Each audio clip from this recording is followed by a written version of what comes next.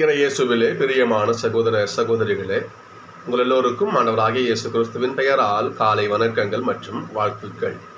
நான் உங்கள் அகஸ்டின் வேதியர். இன்று பிப்ரவரி மாதம் 15ஆம் தேதி 2025ஆம் ஆண்டு. ஆண்டவரின் மடியில் 5 நிமிடங்கள். சகோதர சகோதரிகளே, கடவுள் மனுஷனை என்ன நிலையில படைச்சு வச்சிருந்தாரு? நேற்று நம்ம சொல்லியிருந்தோம், மனிதன் தன்னுடைய பாவத்தினால் கடவுள் நமக்கு கொடுத்த மேன்மையை இழந்தான்னு ரோமர்கள் திருமுகத்தில் பவுல் சொல்லுவார். எப்பேற்பட்ட நிலையில வச்சிருந்தா தெரியுங்களா? நம்முடைய முன்னோர்கள், நம்முடைய மூதாதையரை, நம்முடைய முதல் ஆதி பெற்றோரை. இன்னைக்கு திருப்பாடல் அற்புதமா இன்னைக்கு அப்படியே போட்டு வைக்கிறது பாருங்க. திருப்பாடல் 90. மனிதரின் நிலையாமை, மனுஷனா இப்ப எப்படி இருக்கிறான் பாருங்க. மலைகள் தோன்றும் முன்பே, நீர் நிலத்தையும் உலகையும் உருவாக்கும் முன்பே கடவுள் நீரே. ஏனெனில் உம்முடைய பார்வையில் 1000 ஆண்டுகள் ஒரு நாள் மாதிரி. அவ்வளவு வல்லமையுள்ள கடவுள் நீங்க. வெள்ள மர மாநிலரை வாரி கொண்டு போறீங்க, எல்லாம் அழிஞ்சு போயிடுறாங்க. அழிவுக்கு உட்பட்ட மனுஷனா மாறிட்டாங்க அவங்க. அவர்கள் வைகரையில் முளைத்தெழும் புல்லுக்கு ஒப்பாவர். காலையில வர ஒரு சின்ன புல்லு பூண்டுக்கு அவங்க ஒப்பாக மனுஷங்க. அது காலையில் தளிர்த்து பூத்து குலுங்கும், மாலையில் வாடி காய்ந்து. மனுஷ வாழ்க்கை தான். உம்முடைய கருத்துப்படி, உமது சக்தியின்படி 1000 ஆண்டுகள் ஒரு நாள் மாறி சொன்ன மனுஷ வாழ்க்கை ஏமாத்திரம், மூச்சு விடுறது அவ்வளவு. அப்பேற்பட்ட சொற்ப அற்ப வாழ்க்கையாக மனுஷ வாழ்க்கை மாறிடுச்சு. ஏன் அப்படி மாறிச்சு? எதற்காக அப்படி மாறிச்சு? திருப்பாடல் ஒரு புல்லுக்கு தான் மனுஷன் புண்ணியம், சின்ன ஒரு வதங்கி விடும் பூவுக்கு தான் புண்ணியம், அந்த தான் உன்னுடைய லைஃபே. அதான் காலைல பூக்குது, சாயந்தரம் வாடி வதங்கி வந்து போச்சு, அழிஞ்சு போயிடுச்சு. அதான் மனுஷன் லைஃப் அதான் என்று இந்த அளவுக்கு மனித வாழ்க்கை குறுகிவிட என்ன காரணம்? இதற்கான விளக்கம் தான் இன்றைய முதல் வாசகம். சகோதர சகோதரிகளே, கடவுள் மனுஷங்கிட்ட கேட்ட முதல் கேள்வி, ஃபர்ஸ்ட் கொஸ்டின் இதுதான். ஆதாம், நீ எங்க இருக்கிற? நான் உன்னை தூய நிலையில, பாவமே அறியா நிலையில நான் உன்னை படைச்சு வச்சிருந்தனே, நீ அங்கேயே இருக்கிறியா, தடமாறி போயிட்டியா? இந்த கேள்வி நாங்கள் வேதருக்கு படிக்கின்ற பொழுது எங்களுக்கு ஒரு நாள் தியானம். இந்த கேள்வி ஒரு நாள் முழுக்க நாங்கள் தியானிப்போம். இந்த ஆதாம், நீ எங்கே இருக்கிறாய்? இந்த ஒத்த வரிதான், நீ எங்க இருக்கிற? நான் எப்படி படைச்சு வச்சேன்? இந்த படைப்புகள் எல்லாத்தையும் உனக்கு அள்ளி கொடுத்தேங்க. என் சாயல்லையே நான் உன்னை படைச்சேன். என் மூச்சு, என்னுடைய உயிர் மூச்சை உன்னோட நாசல் நான் ஊதி, என்னுடைய மூச்சு காத்தவனுக்கு நான் கொடுத்து உன்னை படைச்சு வச்சிருந்தேன். நீ பாவமே அறியக்கூடாது, நல்லது மட்டும்தான் தெரிஞ்சுக்கணும்னு சொல்லிட்டு தப்பு எங்க இருக்குது அதை காட்டி அங்க போகாதவனு உனக்கு எச்சரிக்கை நான் உன்னை பண்ணனேன். எதுக்கு? நீ பாவத்துல விழக்கூடாது, தீமை நான் தெரிஞ்சுக்க கூடாது, தீமை பக்கமே நீ போகக்கூடாதுன்னு நான் விரும்பினேன். நான் நீ அப்படியே இருக்கிறியா, இல்ல தடம் மாறி போயிட்டியா? ஆதாம், நீ எங்கே இருக்கிறாய்?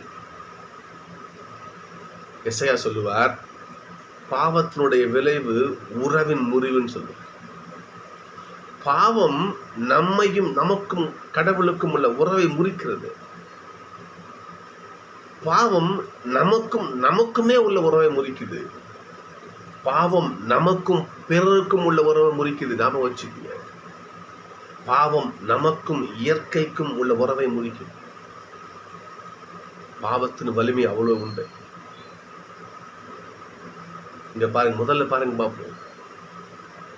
மனிதன் ஃபர்ஸ்ட் தனக்குள்ள உறவையே முறிச்சுக்கிறான் பாருங்க. அவன் கடவுள் கேட்கிறாரு இல்லையா, அதான் எங்க இருக்கிறான்னு கேட்கிறாரு. ஆண்டவரே, நான் நிர்வாணமா இருந்ததால நான் ஒளிஞ்சுக்கிட்டேன். கடவுள் கேட்கிற பாருங்க, நிர்வாணமா இருக்கிறியா? உனக்கு நிர்வாணமா நீ இருக்கிறன்னு உனக்கு சொன்னது யாரு? உனக்கு நிர்வாணம்ங்கிறதே தெரியாது ஐயா. உனக்கு நீ அப்படிதானே இருந்த. நான் படைக்கும் போது துணி போட்டு நான் இருந்த ஏதாச்சும் மறைச்சிக்கிட்டானு இல்லையே. நீ பிறந்த மேலையாக தனியாயா நீ இருந்த. அப்போ உன் நிர்வாணம்ங்கிற வார்த்தையே இடமே இல்லையா அங்க. நீ நிர்வாணமா இருக்கிறன்னு உனக்கு சொன்னது யாரு என்று ஆண்டவர் கேட்கிறேன் சொன்னார். அப்புறம் அப்போ நான் சொன்னேன், அந்த பழத்தை அதை நீ சாப்பிட்டியா சொன்ன பார்த்தீங்களா? நான் நிர்வாணமா இருந்தேன், அதான் ஒளிஞ்சுக்கிட்டேன். தன்னுடைய நிலையையே, தான் இருந்த அந்த புனித நிலைக்கு மனுஷன் எதிரியா மாறுறான் பாருங்க. முதல்ல மனுஷன் எப்படி இருந்தான்?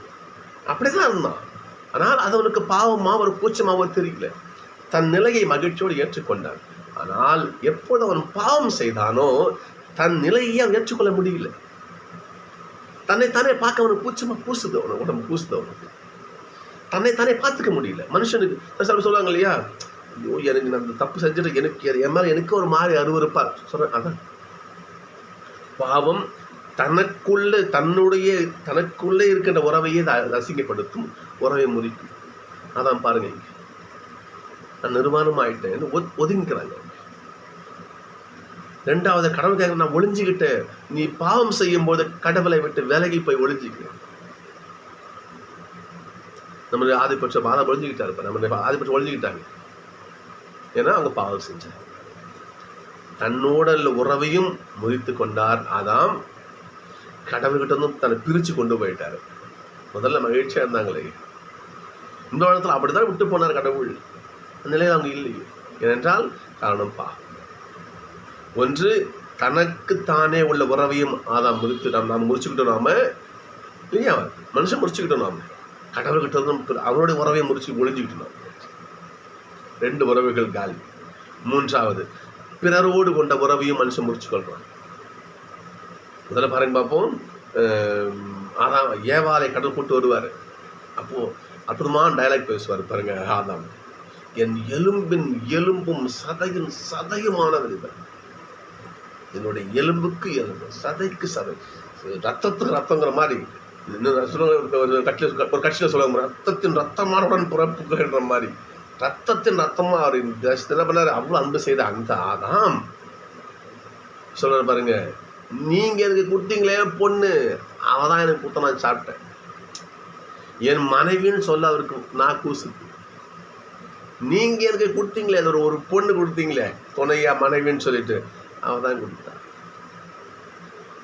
பிறரோடு உள்ள உறவும் பாவத்தால் முறிகிறது. 3வது உறவும் போச்சா. 4வது, தன்னை சுற்றிருக்கிற இயற்கையை மனிதன் அழிக்கிறான், இயற்கையை பாடுபடுத்துகிறான். தன் பாவத்தால் இயற்கையும் சபிக்கப்படுகிறது. அதுல 11 பாருங்களேன். எல்லா நிலங்களும் விதைத்தோறும் மரங்களும் கனிதோறும் மரங்களும் பழங்களும் எல்லாம் நிலம் தானே விளைவிச்சதுன்னு இருக்கும். இந்த வாசிக்கிறோம் பாருங்க, பார்ப்போம். ஆதியாகமம் 1:11. அப்போது கடவுள் புட்பூண்டுகள், விதை தரும் செடிகள், கனி தரும் பழங்களையும் அது தத்தம் இனத்தின்படி நிலம் விளைவிக்கட்டும் என்றார். நிலம் தானா விளைவிக்குது, புரியுதுங்களா? நிலம் தானா விளைவிக்குது பாருங்க. அங்க ஆண்டவருடைய ஆசீர்வாதம் அது. இந்த நிலம் தானாகவே அனைத்தையும் விளைவித்து மனுஷனுக்கு கொடுக்கும் என்பது அது ஆசீர்வாதமாக கொடுத்தார் அந்த வரத்தை, அந்த ஆசீர்வாதத்தை. ஆனால் இங்க பாருங்க, 3:17 பாருங்க பார்ப்போம். ஆண்டவர் மனிதனிடம், உன் மனைவியின் சொல்லை கேட்டு நீ அந்த பழத்தை சாப்பிட்டதால உன் பொருட்டு நிலம் சபிக்கப்பட்டுள்ளது. கடவுள் நிலத்துக்கு கொடுத்த ஆசீர்வாதத்தை பிடிக்கிறார் பாருங்க. உன் பொருட்டு அது சாபத்துக்கு உள்ளாயிடுச்சு. நீ செஞ்ச பாவம் உன்னையும் உனக்குள்ள உறவையும் அழிச்சிட்ட, எனக்கும் உனக்கும் உள்ள உறவையும் அழிச்சிட்ட, பிறருக்குள்ள உறவையும் அழிச்சிட்ட, உனக்கும் மண்ணுக்கும் இந்த சமுதாய இந்த இயற்கைக்கும் உள்ள உறவே நீ பாழ்படுத்திட்ட. ஒரு பாவம் 4 வகையான உறவு முறிவுகளை எப்படி ஏற்படுத்துது பாருங்க. பாருங்க பார்ப்போம். உன் பொருட்டு இந்த நிலம் சபிக்கப்பட்டுள்ளது, உன் வாழ்நாள் எல்லாம் வருந்தி அதன் பயனை உழைத்து நீ உண்பாய். சகோதரர்களே, எப்படி பாருங்க பார்ப்பீங்க. அதே போல பிள்ளை பேர் என்பது ஆண்டவருடைய ஆசீர்வாதமாக கிடைச்சது. நீங்கள் பலுகி பெருகி உலகத்தை நிரப்புங்கள் என்று ஆண்டவர் ஆசீர்வாதம் கொடுத்தார். அந்த மகிழ்வான ஆசீர்வாதம் சாபமாக மாறியது. நீ பாருங்க பார்ப்போம். நீ என்ன பண்ணுவாங்க, பெண்ணுக்கு சொல்ற பாருங்க பார்ப்போம். நீ மக்கள் பேரின் பொருட்டு உன் வேதனையை மிகுதியாக்கு. அப்ப ஒரு பாவம் என்பது நம்முடைய ஆசிரை எல்லாம் கெட்டு அழித்து சாபமா மாற்றி.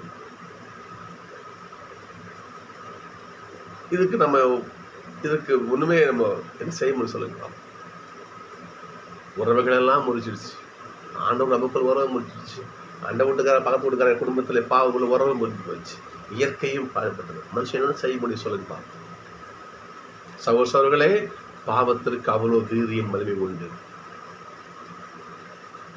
ஒரு தப்பு செய்ய நம்ம யோசிக்கணும். நம்ம ஒரு முறை நீ நல்லது செய்யறியோ இல்லையோ, கெட்டது நிகழாம இருக்க 100 முறை யோசிக்கணும்.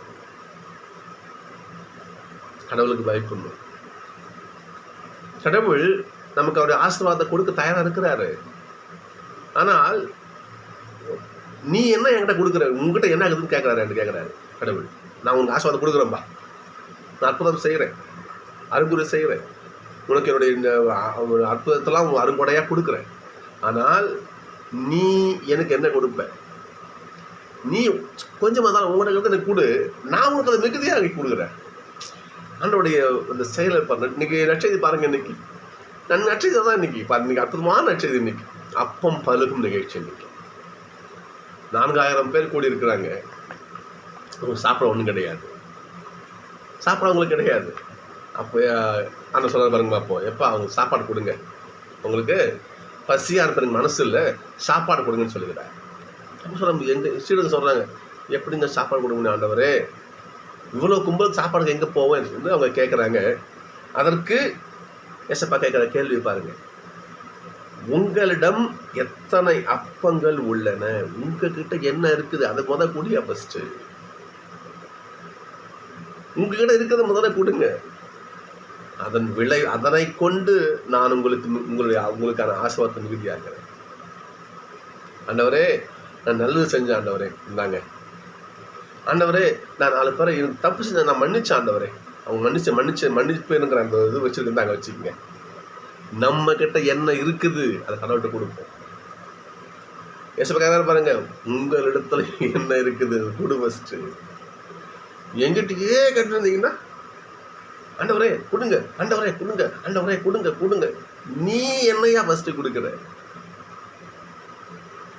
ஆதியில பாருங்க, கடவுள் கொடுத்தாரு, மனுஷன் நம்மளாம் பாழாக்கிட்டோமே, அவரோட ஆசீர்வாதத்தை பாழாக்கிட்டோமே. இப்ப கடவுள் கேட்கிறாரு, நீ என்ன கொடு, என்ன வச்சுக்க என்கிட்ட கொடு, நான் அவனுக்கு செய்வேன். அதுக்கு பாருங்க, அப்போ 7 அப்பங்கள் இங்க இருக்குது, அப்புறம் சிறு மீன்கள் சில கொஞ்சம் இருக்குது, கொண்டு வா. உங்களிடமிருந்து பெற்றதை கொண்டு ஆண்டவர் அற்புதம் செய்வார். சகோதரர்களே, கடவுள் நம்மகிட்ட கேட்கிறாரு, கடவுள் நம்மகிட்ட இன்னும் நம்ம கேட்கிறாரு, ஆதாம் நீ எங்க இருக்கிறன்னு அன்னைக்கு கேட்டுக்கள் இன்னைக்கு கேட்கிற. அகஸ்டின் நீ எங்க இருக்கிற? ஸ்டீஃபன் நீ எங்க இருக்கிற? ஏதாச்சும் பேர் ரோஸ்லி நீ எங்க இருக்கிற? மார்த்தா நீ எங்க இருக்கிற கேட்கிறார். துருமுழிக்கும் பொழுது குருவான வெள்ளை துணியை போர்த்தி உன் அழுக்கலை கழுவி உன்னை கடவுளுடைய பிள்ளையா நான் எனக்கு என் பிள்ளையோட சுவீகாரம் எடுத்தனே, தூய பிள்ளையா நான் என் பிள்ளையா ஏற்றுக்கிட்டேனே, நீ அப்படியே இருக்கிறியா இல்லை கடமாறி போயிருக்கியா? அகஸ்டின் நீ எங்க இருக்கிற? நான் இங்கே தான் இருக்கிறேன் ஏசப்பா என்று சொல்லி நம்மகிட்ட நம்மகிட்ட என்ன இருக்கு நல்ல வைக்கிற அதை ஆண்டவர்கிட்ட கொடுத்தா பரலோகம் முதல்ல இருக்கு இல்லையா? அதை நம்ம மாற்றி நம்ம தப்பாக நம்ம சொல்கிறோம். நம்ம அதை நம்ம தப்பாக சொல்கிறோம். உண்மையான ஜெபம் தெரியுங்களா? உண்மையான ப்ரேயர் தெரியுமா உங்களுக்கு? படிச்சு பாருங்க. எங்களுக்கு எதிராக குற்றம் செய்தோரை நாங்கள் மன்னித்துள்ளது போல. அப்புறம் மன்னிச்சிருக்கிறேன் பாருங்க ஆண்டவர், நான் மன்னிச்சிருக்கிறேன் பாருங்க. அந்த மன்னிப்பினை நான் அந்த என் உள்ளத்தை நான் உங்களுக்கு கொடுக்குறேன், என்னுடைய குற்றங்களை மன்னிங்க. அப்ப நான் மன்னித்திருந்த அந்த நிலையை ஆண்டவரை காணிக்க கொடுக்கணும். என் தூய வாழ்க்கையை அவர் காணிக்க போடுவார். கேட்கறாரு இல்லையா, நீ என்ன என்கிட்ட கொடுக்க போற, கொடு. அதான் நீ என்ன வச்சிருக்க போது அதை கொடு. அதை கொண்டு நான் இன்னும் மேலும் மேலும் உங்க ஆசீர்வாதத்தை கொடுக்குறேன். அப்போ கடவுள் இன்னைக்கு நம்மகிட்ட கேட்கிறாரு, நீ என்ன வச்சிருக்க கொடு. நாம் என்ன கொடுக்க போறோம்? மன்னிக்கின்ற உள்ளம், தியாக உள்ளம், அன்பு கொண்ட உள்ளம், தம் பிள்ளைகள்லாம் மன்னிச்சு சகோதரத்துவ உள்ளம் அவனோட கொடுப்போமா? சிந்திச்சு பாருங்க. இப்படிப்பட்டவை நாம் கடவுளத்தை கொடுத்தால் கடவுள் தனக்கான ஆசீர்வாதங்களை அள்ளி கொடுத்தார். எனவே சகோதரர்களே, கடவுள் இன்றைக்கு நம்மள கேட்கிற 2 கேள்வி கேட்கிறாரு. இன்றைக்காக நம்ம தியானமே தான் நமக்கு இன்னைக்கு 2 கேள்வி. ஆதாம், நீ எங்க இருக்கிறன்னு கேட்ட மாதிரி அகஸ்டீன், நீ எங்க இருக்கிற? என் மகளே, என் மகனை, நீ எங்க இருக்கிற? 2வது கேள்வி, உங்க கிட்ட என்ன இருக்கு? அதை கொடு. நீ எங்க இருக்கிற, உங்ககிட்ட என்ன இருக்குது? இதை நீ கொடுத்தால் அதனுடைய விளைவு 4000 பேர் வயிறார உண்டது போல கடவுள் நம்மையும் தன்னுடைய ஆசீர்வாதத்தால், நம்முடைய திருக்கரத்தினுடைய கொடைகளால் நம் வாழ்க்கையையும் நிறைவு செய்வார். எனவே நாம் நம்முடைய நன்மைத்தனங்களை அவர் பாத்திரை காணிக்கையாக வைப்போம். நிச்சயமாக அந்த ஏக பரம்பொருளான இறைவன் வாழ்க்கை முழுவதும் நம்ம கூடவே இருந்து நம்மை காத்து வழிநடத்துவார். இது நிச்சயம் சத்தியம். நன்றி. ஆசிரியர்.